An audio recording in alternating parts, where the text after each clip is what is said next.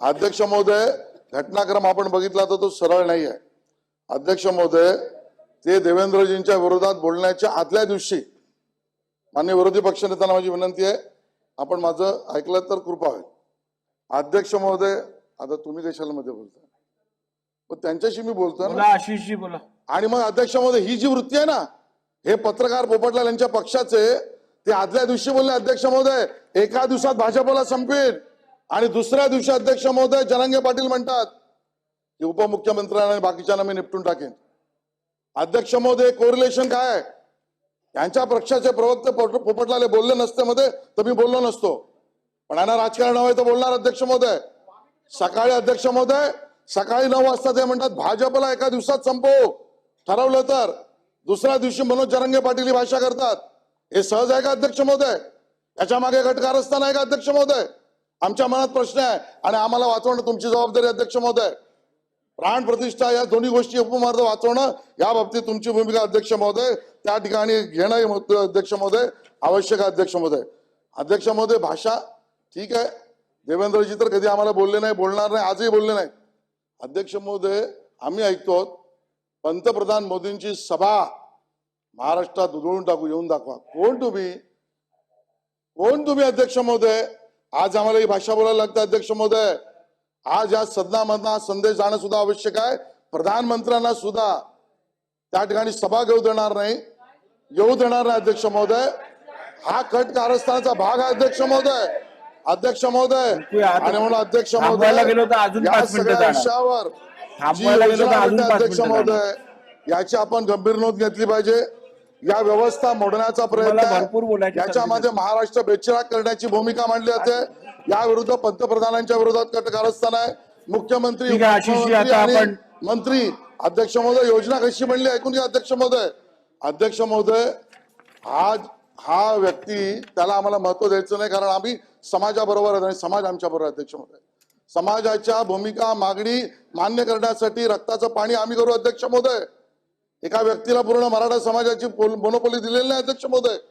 आणि या सदनातले सगळे सदस्य आहेत अध्यक्ष महोदय. अध्यक्ष महोदय, शेवटच्या मिनिटात मांडतो मी अध्यक्ष महोदय. अध्यक्ष महोदय, हे सगळं घडणार आहे, हे मनोज जरांगे पाटील ते राहतात कुठे शोधलं पाहिजे. अध्यक्ष महोदय, तो कारखाना कोणाचा आहे अध्यक्ष महोदय याची भूमिका घ्या अध्यक्ष महोदय. त्या ठिकाणी आलेली दगड कोणाच्या कारखान्यातलं आले अध्यक्ष महोदय त्याची माहिती घ्या अध्यक्ष महोदय. या आंदोलनात जेसीबी आणि त्या ठिकाणी टँकर कोणाच्या कारखान्यात आले अध्यक्ष महोदय, ते सदस्य कुठल्या पक्षाचे आहेत अध्यक्ष महोदय. अध्यक्ष महोदय, या सगळ्या मागे जर भूमिका एका व्यक्तीच्या समर्थनाची, एका पक्षाची, राष्ट्रवादी काँग्रेसची असेल अध्यक्ष महोदय, एका त्या कारखान्याच्या मालकाची असेल अध्यक्ष महोदय, तर अध्यक्ष महोदय मी आज मागणी करतो अध्यक्ष महोदय, SIT लावा अध्यक्ष महोदय. माननीय उपमुख्यमंत्र्यांना आदेश द्या, या प्रकरणाची SIT लावा. सगळं माहिती समोर आली पाहिजे अध्यक्ष मयोदय. SIT मार्फत चौकशी कालबद्ध अध्यक्ष महोदय. मराठा समाजाच्या बाजूने आम्ही आहोत, पण आमच्या जीवाला धोका आहे.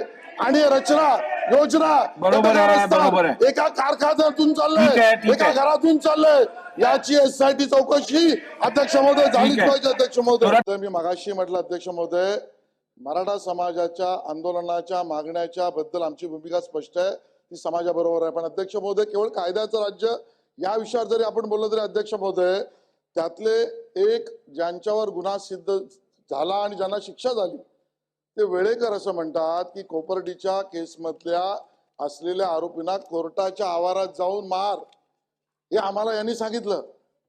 त्या केसमधले आरोपी सहआरोपीचं नाव सांगतात अध्यक्ष महोदय, तरी सरकार कारवाई करणार नाही. अध्यक्ष महोदय, दगड आणायला लावली आणि त्यामुळे आम्ही आंदोलन करून त्या ठिकाणी दगड मारली हे म्हणणारे त्या ठिकाणी ऋषिकेश बेद्रे यांचं स्टेटमेंट आहे. त्यांच्याकडे गावठी पिस्तूल सापडलं, त्यांच्याकडे सगळ्या गोष्टी सापडल्या. अध्यक्ष महोदय, हे आपल्याला इन्व्हेस्टिगेशन मध्ये सापडलं अध्यक्ष महोदय. सहआरोपी सांगून सुद्धा अध्यक्ष महोदय कायदेशीर कारवाई होणार नाही. त्या ठिकाणी दुसऱ्या केसमधला सहआरोपी सापडल्यानंतर ऋषिकेश त्याच्याकडे गावठी पोलीस पिस्तूल पासून सगळे सापडलं, तरी कारवाई होणार नाही का अध्यक्ष महोदय. आणि म्हणून या प्रकरणात बोलवता धनी कोण आहे, कोणाच्या घरी बैठका झाल्या अध्यक्ष महोदय. प्रकाश सोळंके, जयदत्त क्षीरसागर, राजेंद्र मस्के यांची घरं जाळली, त्याला कोणी सांगितलं अध्यक्ष महोदय? काही चौकशी नको अध्यक्ष महोदय. आणि अध्यक्ष महोदय, म्हणून आम्ही SIT ची चौकशी मागतोय अध्यक्ष महोदय, आणि म्हणून SIT ची चौकशी करा अध्यक्ष महोदय. बरोबर आहे, बसा. बसा आता, रुलिंग देऊ दे, बस झाला आता. आता बसा, रुलिंग देऊ दे. नाही नाही, आता बसून घ्या, बसून घ्या, बसून घ्या, बसून घ्या ताई, बसून घ्या आपण. चला बसा. हे बघा, हे बघा. नाही नाही नाही, थांबा. नाही नाही, असं नाही चालणार, असं नाही चालणार, नाही चालणार, नाही चालणार, नाही चालणार. अरे काय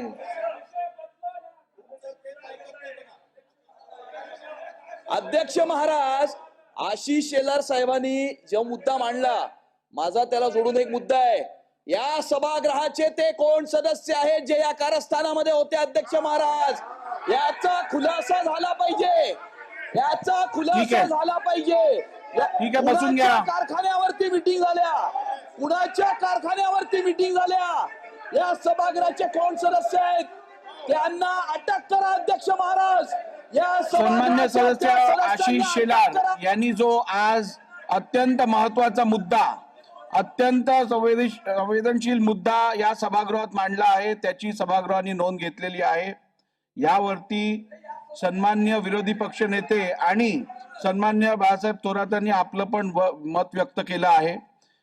यातून एक स्पष्ट होतं की अशा प्रकारच्या हिंसक वक्तव्याचं कोणीही समर्थन करू शकत नाही. आणि हिंसा, बसून घ्या आता, बसून घ्या, असं काय करताय, बसून घ्या. हिंसा अथवा हिंसक वक्तव्याला लोकशाहीत कुठेही स्थान नाही. ज्याचा लोकशाहीवरती विश्वास आहे तो हिंसा अथवा हिंसक वक्तव्याचा कधीही वापर करणार नाही. असं असल्यामुळे संसदीय लोकशाहीला जपणं हे या सभागृहाची जबाबदारी आहे आणि त्या संदर्भात योग्य उपाययोजना करणं ही शासनाची जबाबदारी आहे. ही अत्यंत गंभीर घटना आहे. या घटनेतून राज्यात अथवा देशात चुकीचा मेसेज जाणं अत्यंत डेंजरस किंवा घातक असेल. त्यामुळे या संपूर्ण विषयाचा गांभीर्य लक्षात घेता शासनाने या संदर्भातली सखोल चौकशी SIT मार्फत करावी.